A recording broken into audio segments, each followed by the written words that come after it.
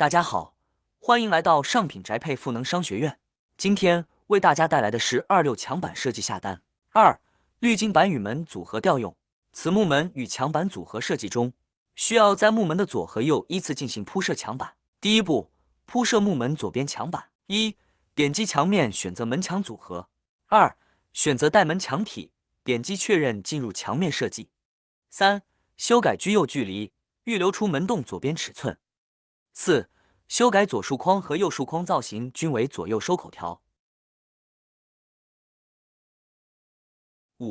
确认上束框和下束框收口线条是否正确。方案设置，选择墙板类型。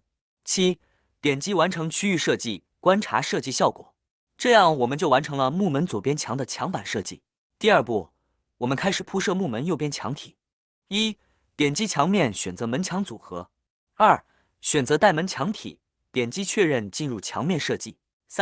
修改居右距离，预留出门洞左边尺寸。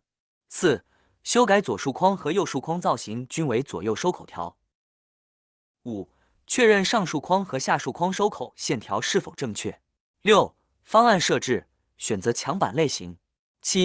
点击完成区域设计，观察设计效果。以上是墙板与木门组合调用操作方法，谢谢大家观看。